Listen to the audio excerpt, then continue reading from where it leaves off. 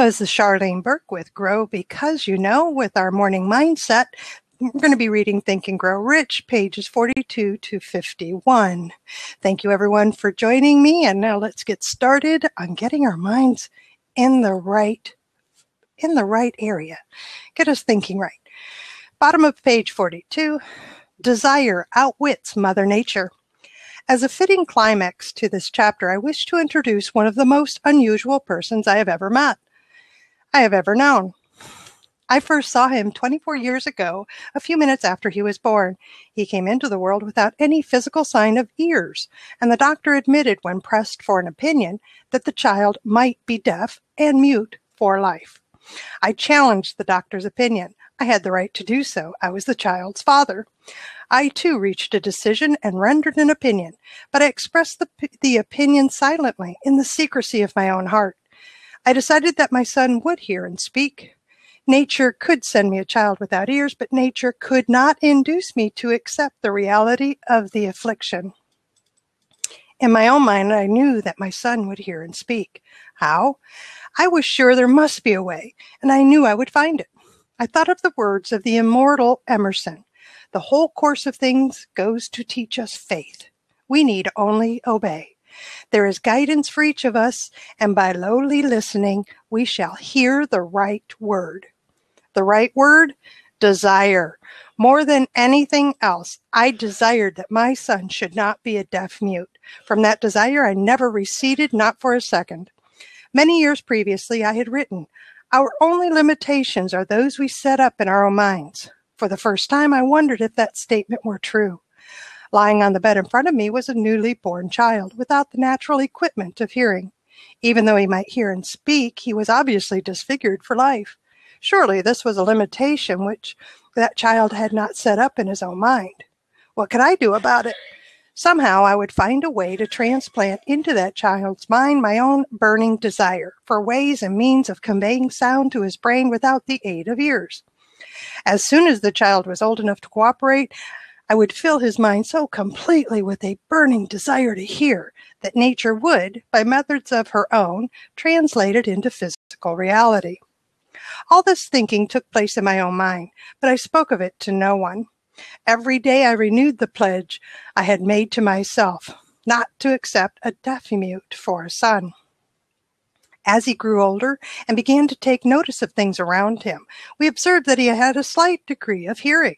When he reached the age when children usually begin talking, he made no attempt to speak, but we could tell by his actions that he could hear certain sounds slightly. That was all I wanted to know. I was convinced that if he could hear even slightly, he might develop still greater hearing capacity. Then something happened which gave me hope. It came from an entirely unexpected source. We bought a Victrola. When the child heard the music for the first time, he went into ecstasies and promptly appropriated the machine. He soon showed a preference for certain records. Among them, It's a Long Way to Tipperary. On one occasion, he played that piece over and over for almost 2 hours, standing in front of the Victrola with his teeth clamped on the edge of the case. The significance of this self-formed habit of his did not become clear to us until years afterward, for we had never heard of the principle of bone conduction of sound at that time. Shortly after he appropriated the Victrola, I discovered that he could hear me quite clearly when I spoke with my lips touching his mastoid bone, or at the base of the brain. These discoveries placed in my possession the necessary media by which I began to translate into reality my burning desire to help my son develop hearing and speech. By that time, he was making stabs at speaking certain words. The outlook was far from encouraging, but desire backed by faith knows no such word as impossible. Having determined that he could hear the sound of my voice plainly, I began immediately to transfer to his mind the desire to hear and speak. I soon discovered that the child enjoyed bedtime stories, so I went to work creating stories designed to develop in him self-reliance, imagination, and a keen desire to hear and to be normal. There was one story in particular which I emphasized by giving it some new and dramatic coloring each time it was told. It was designed to plant in his mind the thought that his affliction was not a liability, but an asset of great value. despite the fact that all the philosophy I had examined clearly indicated that every adversity brings with it the seed of an equivalent advantage. I must confess that I had not the slightest idea how this affliction could ever become an asset. However, I continued my practice of wrapping that philosophy in bedtime stories, hoping the time would come when he would find some plan by which his handicap could be made to serve some useful purpose. Reason told me plainly that there was no adequate compensation for the lack of ears and natural hearing equipment. Desire, backed by faith, pushed reason aside and inspired me to carry on. As I analyze the experience in retrospect, I can see now that my son's faith in me had much to do with the astounding results. He did not question anything I told him. I sold him the idea that he had a distinct advantage over his older brother, and that this advantage would reflect itself in many ways. For example, the teachers in school would observe that he had no ears, and because of this, they would show him special attention and treat him with extraordinary kindness. They always did. His mother saw to that by visiting the teachers and arranging with them to give the child the extra attention necessary. I sold him the idea, too, that when he became old enough to sell newspapers, his older brother had already become a newspaper merchant, he would have a big advantage over his brother, for the reason that people would pay him extra money for his wares, because they could see that he was a bright, industrious boy, despite the fact he had no ears. We could notice that gradually the child's hearing was improving. Moreover, he had not the slightest tendency to be self-conscious because of his affliction. When he was about 7, he showed the first evidence that our method of servicing his mind was bearing fruit. For several months, he begged for the privilege of selling newspapers, but his mother would not give her consent. She was afraid that his deafness would make it unsafe for him to go on the street alone. Finally, he took matters in his own hands. One afternoon, when he was left at home with the servants, he climbed through the kitchen window, shinnied to the ground, and set out on his own. He borrowed 6 cents in capital from the neighborhood shoemaker, invested it in newspapers, sold out, reinvested, and kept repeating until late in the evening. After balancing his accounts and paying back the 6 cents he had borrowed from his banker, he had a net profit of 42 cents. When he got home that night, we found him in bed asleep with the money tightly clenched in his hand. His mother opened his hand, removed the coins, and cried. Of all things, crying over her son's first victory seemed so inappropriate. My reaction was the reverse. I laughed heartily, for I knew that my endeavor to plant in the child's mind an attitude of faith in himself had been successful. His mother saw in his first venture a little deaf boy who had gone out in the streets and risked his life to earn money. I saw a brave, ambitious, self-reliant little businessman whose stock in himself had been increased 100% because he had gone into business on his own initiative and he had won. The transaction pleased me because I knew that he had given evidence of a trait of resourcefulness that would go with him all through life. Later events proved this to be true. When his older brother wanted something, he would lie down on the floor, kick his feet in the air, cry for it, and get it. When the little deaf boy wanted something, he would plan a way to earn the money, then buy it for himself. He still follows that plan. Truly, my own son has taught me that handicaps can be converted into stepping stones on which one may climb towards some worthy goal, unless they are accepted as obstacles and used as alibis. The little deaf boy went through the grades, high school, and college without being able to hear his teachers, excepting when they shouted loudly at close range. He did not go to a school for the deaf. We would not permit him to learn the sign language. We were determined that he should live a normal life and associate with normal children, and we stood by that decision, although it cost us many heated debates with school officials. While he was in high school, he tried an electrical hearing aid, but it was of no value to him, due, we believe, to a condition that was disclosed when the child was 6 by Dr. J. Gordon Wilson of Chicago, when he operated on one side of the boy's head and discovered there was no sign of natural hearing equipment. During his last week in college, 18 years after the operation, something happened which marked the most important turning point of his life. Through what seemed to be mere chance, he came into possession of another electrical hearing device, which was sent to him on trial. He was slow about testing it due to his disappointment with a similar device. Finally, he picked up the instrument and more or less carelessly placed it on his head. hooked up the battery, and lo, as if by a stroke of magic, his lifelong desire for normal hearing became a reality. For the first time in his life, he heard practically as well as any person with normal hearing. God moves in mysterious ways, his wonders to perform. Overjoyed because of the changed world which had been brought to him through his hearing device, he rushed to the telephone, called his mother, and heard her voice perfectly. The next day, he plainly heard the voices of his professors in class for the first time in his life. Previously, he could hear them only when they shouted at short range. He heard the radio. He heard the talking pictures. For the first time in his life, he could converse freely with other people without the necessity of their having to speak loudly. Truly, he had come into the possession of a changed world.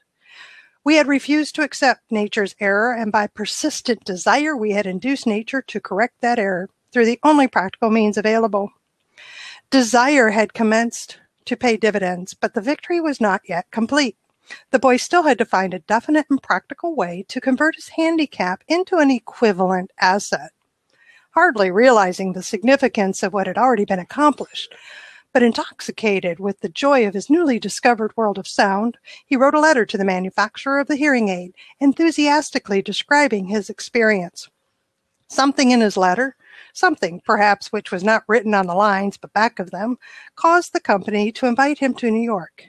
When he arrived, he was escorted through the factory, and while talking with the chief engineer, telling him about his changed world, a hunch, an idea, or an inspiration, call it what you wish, flashed into his mind. It was this impulsive thought which converted his affliction into an asset destined to pay dividends in both money and happiness to thousands for all time to come. The sum and substance of that impulsive thought was this. It occurred to him that he might be of help to the millions of deafened people who go through life without the benefit of hearing devices, if he could find a way to tell them the story of his changed world. Then and there, he reached a decision to devote the remainder of his life to rendering useful service to the hard of hearing. For an entire month, he carried on an intensive research, during which he analyzed the entire marketing system of the manufacturer of the hearing device, and created ways and means of communicating with the hard of hearing all over the world for the purpose of sharing with them his newly discovered changed world. When this was done, he put in writing a 2-year plan based upon his findings. When he presented the plan to the company, he was instantly given a position for the purpose of carrying out his ambition. Little did he dream when he went to work that he was destined to bring hope and practical relief to thousands of deafened people who, without his help, would have been doomed forever to deaf-mutism. Shortly after he became associated with the manufacturer of his hearing aid, he invited me to attend a class conducted by his company for the purpose of teaching deaf-mutes to hear and to speak. I had never heard of such a form of education. Therefore, I visited the class skeptical, but hopeful that my time would not be entirely wasted. Here I saw a demonstration which gave me a greatly enlarged vision of what I had done to arouse and keep alive in my son's mind the desire for normal hearing. I saw deaf mutes actually being taught to hear and to speak through application of the self-same principle I had used more than 20 years previously in saving my son from deaf-mutism. Thus, through such strange turn of the wheel of fate, my son Blair and I have been destined to aid in correcting deaf-mutism for those as yet unborn, because we are the only living human beings, as far as I know, who have established definitely the fact that deaf-mutism can be corrected to the extent of restoring to normal life those who suffer with this affliction. It has been done for one, it will be done for others. There is no doubt in my mind that Blair would have been a deaf-mute all his life if his mother and I had not managed to shape his mind as we did. The doctor who attended at his birth told us confidentially the child might never hear or speak. A few weeks ago, Dr. Irving Voorhees, a noted specialist in such cases, examined Blair very thoroughly. He was astounded when he learned how well my son now hears and speaks, and said his examination indicated that, theoretically, the boy should not be able to hear at all. But the lad does hear, despite the fact that X-ray pictures show there is no opening in the skull. whatsoever from where his ears should be to the brain. When I planted in his mind the desire to hear and talk and live as a normal person, there went with that impulse some strange influence, which caused nature to become a bridge builder and span the gulf of silence between his brain and the outer world by some means which the keenest medical specialists have not been able to interpret. It would be sacrilege for me to even conjecture as to how nature performed this miracle. It would be unforgivable if I neglected to tell the world as much as I know of the humble part I assumed in the strange experience. It is my duty and a privilege to say I believe, and not without reason, that nothing is impossible to the person who backs desire with enduring faith. Verily, a burning desire has devious ways of transmuting itself into its physical equivalent. Blair desired normal hearing. Now he has it. He was born with a handicap which might easily have sent one with a less defined desire to the street with a bundle of pencils and a tin cup. That handicap now promises to serve as the medium by which he will render useful service to many millions of hard of hearing. Also, to give him useful employment at adequate financial compensation the remainder of his life. The little white lies I planted in his mind when he was a child, by leading him to believe his affliction would become a great asset which he could capitalize, has justified itself. Verily, there is nothing right or wrong which belief plus burning desire cannot make real. These qualities are free to everyone. In all my experience in dealing with men and women who had personal problems, I never handled a single case which more definitely demonstrates the power of desire. Authors sometimes make the mistake of writing of subjects of which they have but superficial or very elementary knowledge. It has been my good fortune to have had the privilege of testing the soundness of the power of desire through the affliction of my own son. Perhaps it was providential that the experience came as it did, for surely no one is better prepared than he to serve as an example of what happens when desire is put to the test. If Mother Nature bends to the will of desire, is it logical that mere men can defeat a burning desire? Strange and imponderable is the power of the human mind. We do not understand the method by which it uses every circumstance, every individual, every physical thing within its reach, as a means of transmuting desire into its physical counterpart. Perhaps science will uncover this secret. I planted in my son's mind the desire to hear and to speak as any normal person hears and speaks. That desire has now become a reality. I planted in his mind the desire to convert his greatest handicap into his greatest asset. That desire has been realized. The modus operandi by which this astounding result was achieved is not hard to describe. It consisted of three very definite facts. First, I mixed faith with the desire for normal hearing, which I passed on to my son. Second, I communicated my desire to him in every conceivable way available through persistent, continuous effort over a period of years. Third, he believed me. As this chapter was being completed, news came of the death of Mademoiselle Schumann-Heink. One short paragraph in the news dispatch gives the clue to this unusual woman's stupendous success as a singer. I quote the paragraph because the clue it contains is none other than desire. Early in her career, Madame Schumann-Heink visited the director of the Vienna Court Opera to have him test her voice, but he did not test it. After taking one look at the awkward and poorly dressed girl, he exclaimed, none too gently, with such a face and with no personality at all, how can you ever expect to succeed in opera? My good child, give up the idea. Buy a sewing machine and go to work. You can never be a singer. Never is a long time. The director of the Vienna Court Opera knew much about the technique of singing. He knew little about the power of desire when it assumes the proportion of an obsession.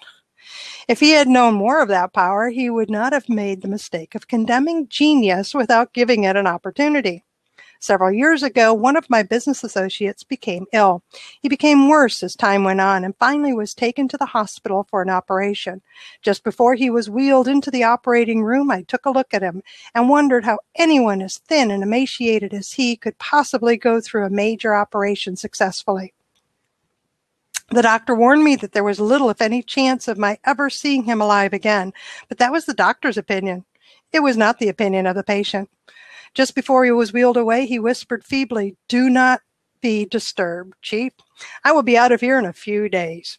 The attending nurse looked at me with pity, but the patient did come through safely. After it was all over, his physician said nothing but his own desire to live saved him. He never would have pulled through if he had not refused to accept the possibility of death. I believe in the power of desire backed by faith, because I have seen this power lift men from lowly beginnings to places of power and wealth. I have seen it rob the grave of its victims. I have seen it serve as the medium by which men staged a comeback after having been defeated in 100 different ways. I have seen it provide my own son with a normal, happy, successful life, despite nature's having sent him into the world without ears. How can one harness and use the power of desire?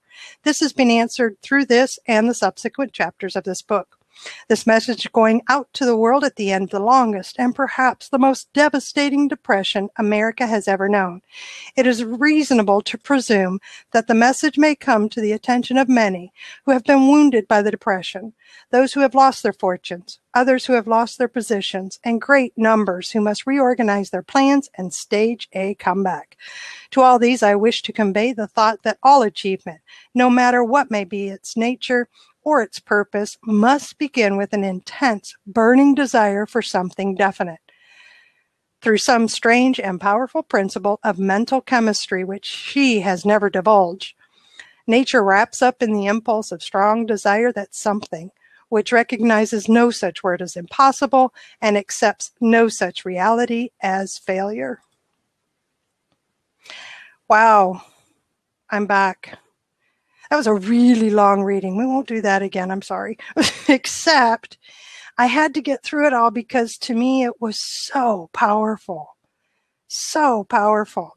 The first thing I'll share with you is that when I was 6 months old, I went deaf. And that was at a time when the doctors, when mom and dad took me to the physician, pediatrician, and others, an audiologist, and whomever. Actually, there were 4 or 5 of them looked at me and said, "We have no reason why she can't hear. There is no reason." And physically, everything was there. All of the working parts just weren't working. So mom and dad figured, well, all right, we have a deaf child. Now what?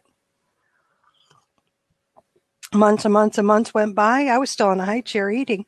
And telephone rang. I jumped out of the chair. Mom says I didn't get hurt. And I could hear again. And then I did have hearing aids when I was 40-ish. Actually, when I was 36, I got my first pair of hearing aids. And the best thing that ever happened to me because I could hear again. But the other thing that was impactful to me about this story is I have a niece and a nephew who are both born deaf, and they have cochlear implants, and they're fully integrated into the school system. And it's somebody that went before us that had a burning desire for something to happen that put into place, because of that burning desire, something that affects and impacts people beyond themselves. I mean, he wanted to impact the world, he did, and then he impacted generations beyond, and the medical community rallied around the hearing devices and improved them and until you came up with cochlear implants, and then the cochlear implants have since been improved and changed, and it's powerful stuff. You know what? I got an open seat. Jump on in, people. I love the comments in the side. I agree that it was terrific. Did a great job reading. That's a majorly important piece. Thank you, Terry. I appreciate that. Miss Charlie. Welcome, Sean. Hat? Really? No, it's not. The spike is cool.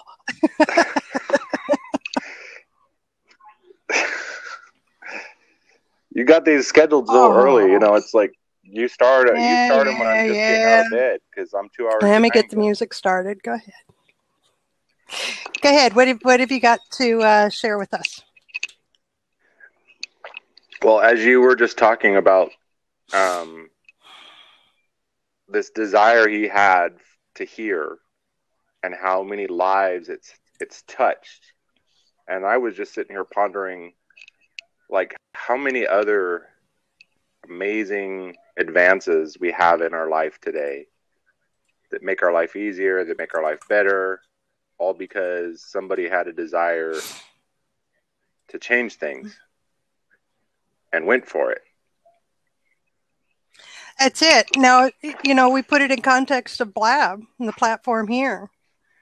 I would love to talk with the original creator, to find out what was the desire, what was the specific purpose that he had in mind, and to watch it come to fruition. There's multiple ways that he's not up yet. Yeah, Terry, he's still asleep too.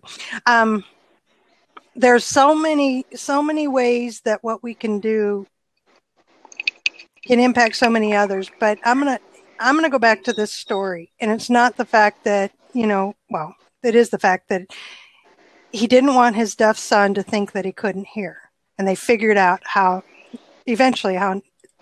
to not make that happen, right? And I just lost my thought because I see Terry coming in. Hey, Terry, good morning. Good to see you. Yay, Terry. I get to actually meet Terry. I've heard all about Terry, but never met him and listened to his podcast. It's nice to meet you, Sean. I hope you heard some good things occasionally. Good to see you.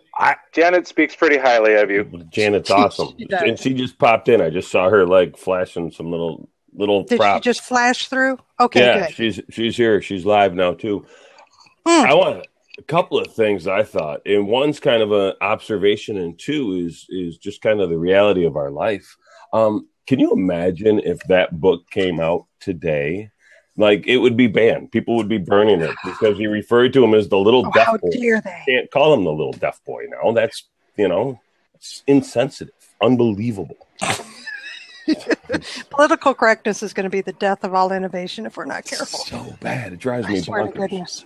But it's such a powerful story, and I love how Napoleon Hill realized that he could actually make an impact in his son's life by holding a belief, kind of, to me, proving the collective consciousness that we all share, that we're all part of it. I can change you by changing me at a deep enough level. I can impact your being. And that's kind of just mind-bogglingly awesome. And what I really believe is more and more of us are waking up to this reality every single day. Mm-hmm. I agree. Totally. So I want to share this thought that came back to me, and I wrote it down so that I wouldn't lose it again based on the story. And it's something that I see over and over and over again with those who are very successful. And this is a piece that made a huge difference in what I decided to do with myself and my business last year. And it's that this young man was able to turn what seemed to be a disadvantage or a disability or a wounding or break in himself into an advantage by helping those who had the same issue. And I see so many of us, and I've been inspired by so many before me who have been able to do that. And what I see is that those who are successful, it's not that it's a disadvantage as much as it's a willingness to be real and to share the humanness of who I am, and attracting those who are similar and want to get through and to make successes. In my case, it's through business. So what I did last year for the very, very first time is I made the decision that I was going to step out from behind a company name and put my name out. Trust me, before last year, it was not even a thought. It would not have been possible. And it was a big, scary monster, probably, huh? I got to tell you, I kept being encouraged for months. Charlene, you got to do video. Charlene, you got to do video. And I'm telling you, this is November of 2014. Less than a year ago, I'm having people tell me, you have to do video. You just have to. You have to be real. You have to. I'm like, this is a big, hairy monster, right? So I did it, and I started doing video, and it's really, really kind of funny now. But within a short, I started doing video, I think it was in April of this year. And within a short time, live stream came on board, and I have found my platform. I cannot do static video well. Okay, I have to have interaction of some sort. And because of this, I have no issues coming out from behind the company name and coming out as Charlene Burke. And this is who I am, and this is what I do, and this is why I do it. And these are my foibles along the way. I don't have any problem with that either. Come along with me, and these are the things that I can help you with. Oh, I'm so sorry we lost Terry. Hopefully he'll come back. But that's what I got out of the reading, was that I had a burning desire, and I had the ultimate definite purpose, which is the ultimate goal. And what he's saying here is to look inward, and if we consider it to be a handicap, which I did, I considered my ability to speak with others a handicap. Okay. I asked for ways to get around that. I asked for ways, I became open to, I'm willing to do what it takes, because it has to be me that comes out front, and it's happening. And so that's what really struck me, was how to use our disability and turn it into an advantage that can help you and ends up helping others. There, that was my thought. Right. And I think the mindset there is that not just a disability, but any part of us that might be perceived by others as a weakness, and to yes. battle the fear or disability, to turn it, like you said, turn it into an advantage. And if we use it right, it helps us reach people that might not, that can really resonate with our story. Correct. And like I was on a blab the other day, we were talking about, you never know whose life you might be touching. One word you say, one action you do could turn somebody's life 180 degrees around. I am wholeheartedly about that. Now, with my business, it's very focused on what I share and what my purpose is for the business. In my private life, there are pieces and parts of me and my story that I find out later after sharing with individuals and small groups, and over a period of time. Years later, I have people coming to me, the impact that it had on them, and I was all about that, but that wasn't something I wanted to monetize. That wasn't something that I wanted to bring out as something that needed to be private. You know what I mean? So instead, the focus on my business is where other parts of how I've grown and done things and what have you comes into play. Guy, good to see you here. I'm going to welcome some people. Austin. Good morning, Austin. I have no idea what is that USS? It's a trademark. Okay. Scuba Path, Karen, welcome. So glad you could join us. Vicki, yes, big hugs to you, dear heart. Glad you're here. And Matthew. All right. So having said that, emotional vulnerability is the advantage of what can be perceived as emotional weakness. And I see that in a lot of successful, centered, grounded business people who offer life coaching, such as you, Sean, success coaching, who offer, even the anybody who is about self-improvement, male or female. They're taking what others perceived as emotional weakness and turning it into an advantage, because it's now, I'm just vulnerable. You can't hurt me. Well, you can, but it's okay, because this is who I am and how I do things, and I'm out here. That's another thought that was brought to mind. Hi, Keith. Yeah. And that vulnerability, you said, you started to say you can't hurt me. And I think part of I know for part of my journey is actually coming to the point where I can actually honestly say, barely awake. Yeah. Good morning, Miss Janet. Let me get headphones. Keep talking. Yes, headphones, please. Go ahead. You were talking. Yeah, go ahead, Sean. I lost my thought for a second. I can't hurt you. You can't hurt me. But yeah, that's where we were going. Yeah, I said that a long time. Like for many years, I said it, but I didn't really believe it.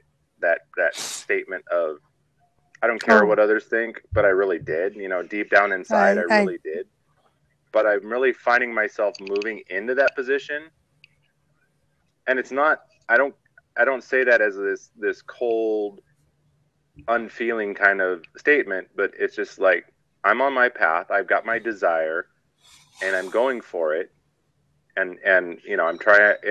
I make sure that it's within my values and within.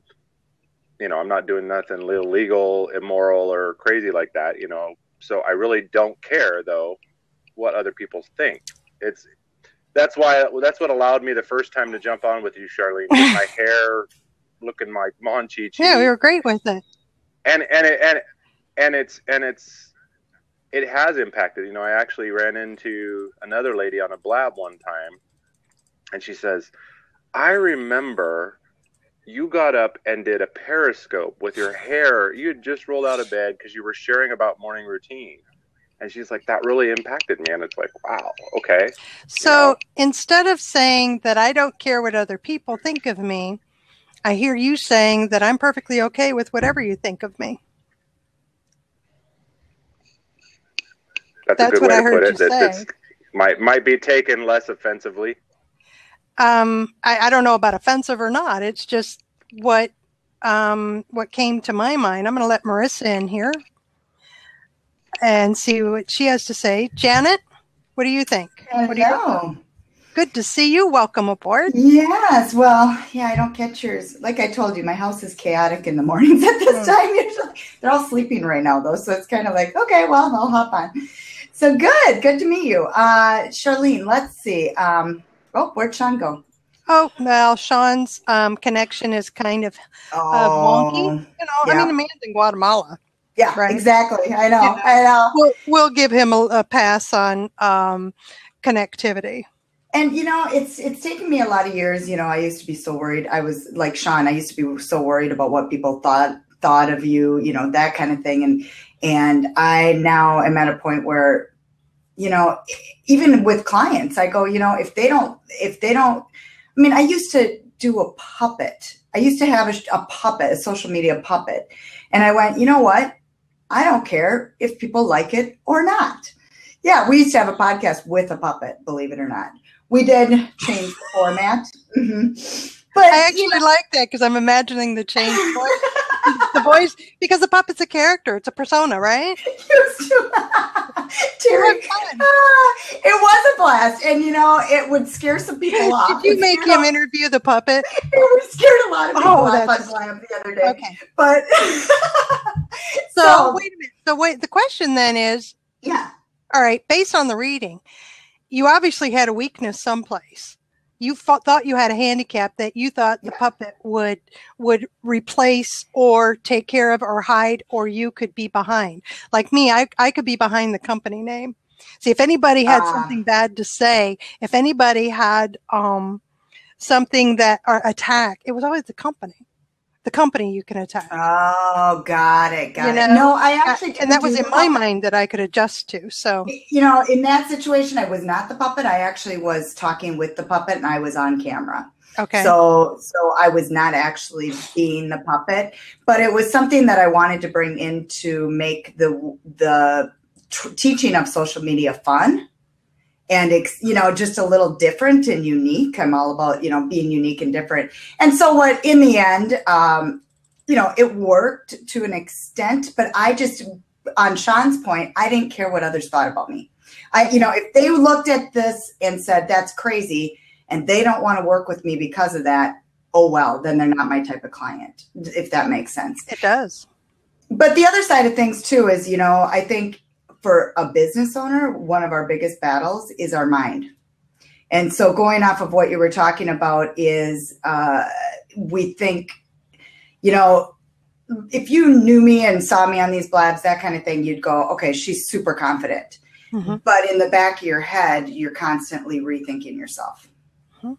You know, and we all do it, and some more than others. So I think that's a big thing too, from what you just read. I think to take out of it, you got to overcome that mind and change that mindset.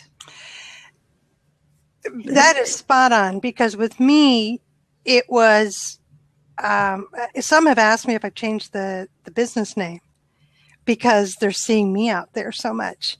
And I'm talking about that which I work with individuals with, this, which is Grow Because You Know. Search by Burke has been around since June of 2008, and it's an agency.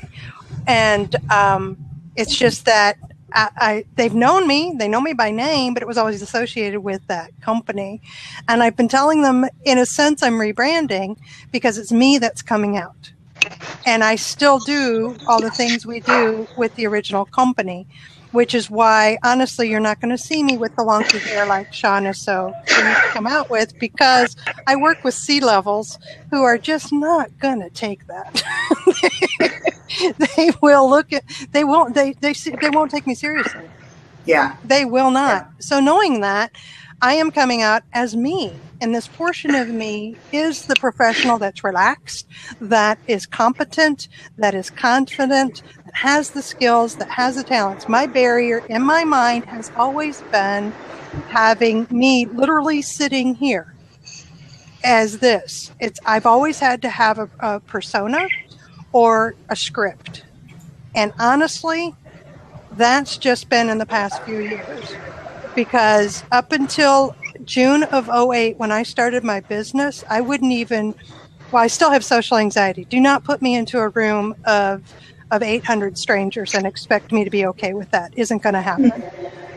There are other issues that I have. Some are related to having been deaf and hearing issues. You know, exactly. You better watch it, because I can read lips, buddy. And you're not saying squat. You're just proving what little you know, right? And she's got a boot, and she's not afraid to use it. I can bet. I was just eating the props. That's all. That is so fun. That is so fun. So there are you know, other issues involved, and I know this. So for me, some great things that have happened because I've had morning mindset as part of my daily routine, especially this past year, is why I'm even doing this on Blab, is because it has had a positive impact on me, and I'm thrilled to see that others are feeling the same thing and sharing your own experiences. So what I loved about this reading, again, is the whole chapter is about desire and about having faith and putting that faith behind the desire and having a definite purpose, but not excluding everything else. Because what this story showed me was that all the while Napoleon Hill had this deaf, mute son who physically had no ears, and he was feeding his child the thoughts that would help him to become the man he became. He was still doing other things. He was still involved with business. He was still working with other people. He was still interviewing. My issue had always been hearing this desire and major definite purpose, that it becomes such an obsession, it's an exclusion of everything else. So I've always had the problem of, I would go into an obsessive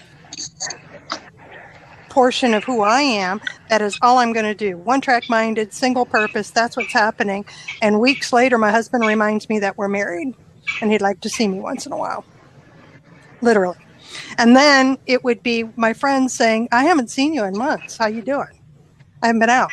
So those are things that I reconcile within myself. And reading something like that helps me to do that, to say it's possible. I can do this, and that I can keep moving forward and have the desire that I have. Jump in, please. I think that's important. And I think definiteness of purpose, which is upcoming in the book, right, and a really, really powerful piece, is what drives you. And I think the key thing is to figure out how many definitive purposes we can have, because we can have them in multiple areas of life. Because while our life is kind of a holistic thing, there is compartmentalization, there is some overlap, there are things that you can be highly focused on in your personal life that have nothing to do with your business life. But when you get that definiteness of purpose, right? When you have that desire that is all-consuming, fire in the belly, goes right up through your head and you can't stop it, right? When your plans pull you to them as opposed to you having to push on them, that's when the magic of the universe opens up. And I want to touch on what Janet was saying before. That's the imposter phenomenon, and we all kind of live with it, right? Where it's, right here, I'm confident, I'm cool, I'm collected, I know what I'm saying, I sound like I do anyway. But in the back of my head, it's like, dude, you have no business sharing any of this. Stop talking now. Who do you think you are? Exactly. Why don't you go back to washing dishes, homie? Yeah.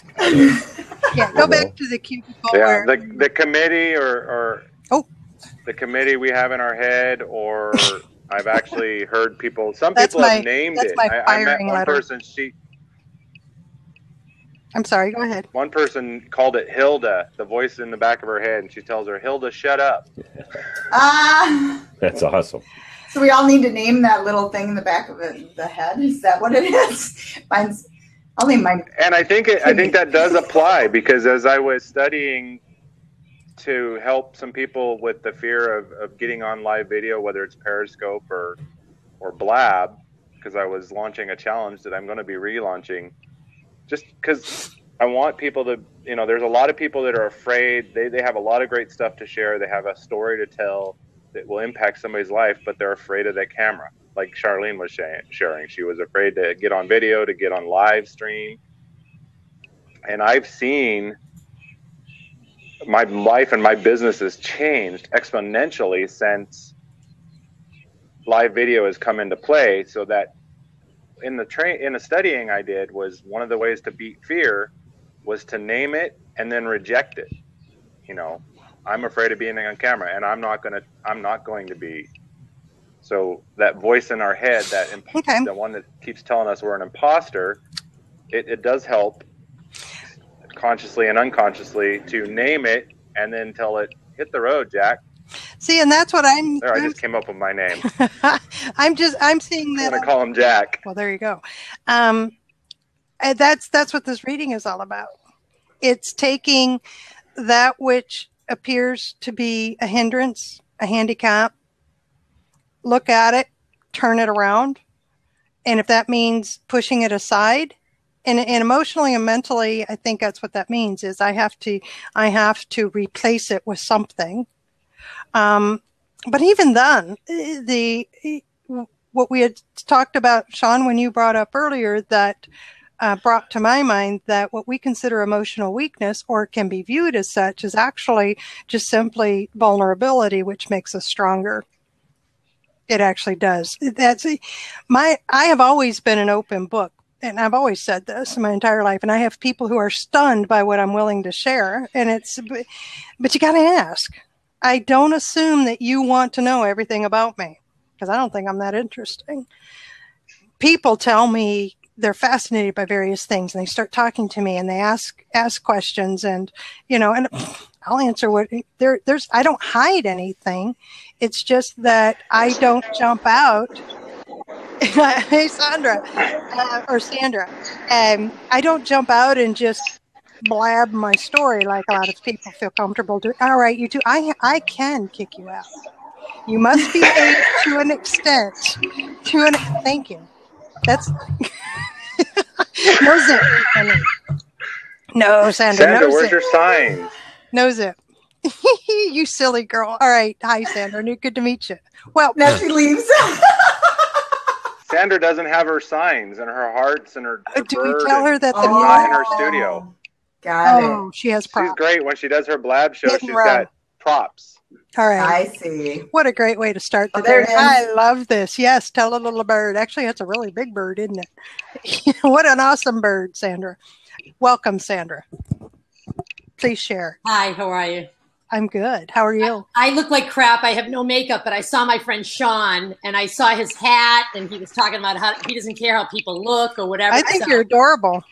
I think you look awesome. And so I just got back from walking my dog, and it's very hot here in Connecticut. So, and I swore to myself I would not go on Blab this morning because I have a list this long of stuff that I have to do. But I'm with you.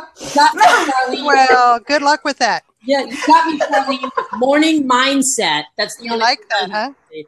So, and I just had coffee, so I might be a little hyper. I'm usually kind of quiet and shy in general. It's all right. I got mine. Yeah. So a couple of things. I call myself an inspirational expert. I'm all about positivity. I'm all about the mindset. My mission in life is to cause positive disruptions because this world is filled with so much negative noise, it deafens me sometimes. And I got to the point where I just said, I don't care what people think or what they say. If I make an ass of myself walking through the New Haven train station, handing out say it forward messages to everyone at the train station, or I talk to strangers on the train, or dress like a cupcake to go cheer a friend up at a birthday party and people laugh. I don't really care what people think. I'm going to do what I'm going to do. I'm going to say what I'm going to say. And my mission is to touch one life a day. If one person is inspired by something I do or say, that's all I'm all about. So I do have a book. I don't know if you've read this, Charlene. The 4 Agreements. I'm familiar with it. Yeah, and it kind of, I didn't catch your whole blab, so I apologize for that. But it's Well, this blab is about Think and Grow Rich. Okay, cool. So we're reading sections Okay, cool. and discussing what we're inspired by or pieces of nuggets and things like that. So I'm not sure if it goes with the topic, but I just thought some of the things that I heard you talking about was Oh, then it probably does.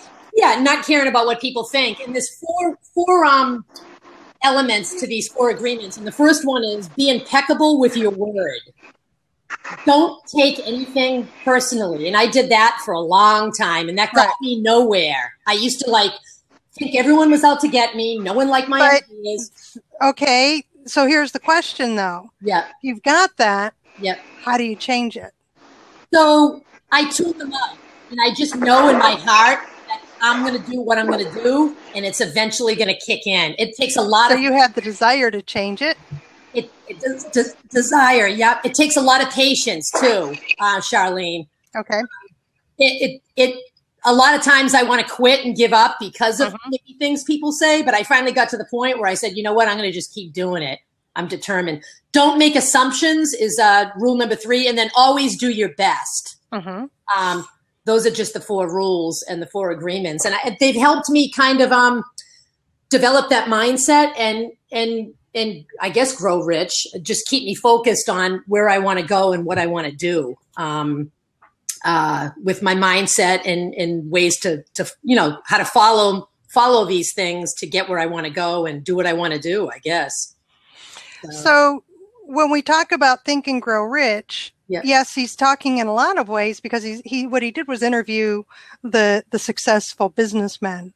What did you have that we can share with others so that they can get it too? And the ultimate goal and the ultimate end result was great wealth. But what the book is about, and what I love about the book, is the journey to getting there, which is all about the internal things. Yeah. And what impacted me most and had the greatest effect to this point is this chapter 2, which is about desire. It has to start with the burning desire. Oh, yeah. And that's where you were coming in with the not caring what other people think, not being affected by what other people think. So what I heard you say was that it's what I'm not even heard you say. What I'm taking in by what you shared from the 4 agreements is that I have the desire for an end goal, and you're getting in my way, meaning you're getting in my head. Yeah. But because that desire is there, I'm able to look at it and say, no room for you. You can leave now. And almost like a shield. Now it's like a shield for me in some instances where I'm perfectly okay with exposing myself, so to speak, in various ways because I'm confident. It really doesn't matter what you say. I know it to be true. So, exactly. there's nothing you can say that'll change it. Hey, let's go. You don't like it? Oh, I'm bummer. It's not that I like it either, but just let's go. Now there's other parts of me I can't do that with, other things about me that I have my walls with, but go ahead. Yeah, I think our age too has something to do with it. I mean, we've been through a lot more experiences. If you think about, back to the teenage years, I have a teenager right now and had a bunch of them running around yesterday, and there was so much drama going on.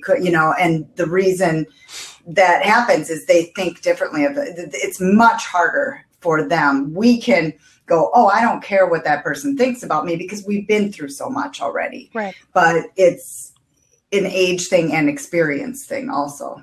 My mother calls it wisdom. Yeah. She's like, a lot wiser than you. I'm only 35, by the way. I'm not sure if you thought I was old. Well, I'm still 29, so. Some young girl on Periscope last night asked me how old I was. I was like, okay, what are you trying to trick me up? And I said, I'm 53. Why? How old do I look? And she said, 35. And I said, come to Connecticut and I'll buy you a lunch, whatever. I thought that was funny. I'm like, okay, 35. Well, there's the power of live streaming right there. Oh, God. I had makeup on last night, though, so maybe I looked younger. I don't know. Yeah. But I do think mindset, it is through experience. Oh, we lost our host. Well, how are you doing? Am I in the top spot?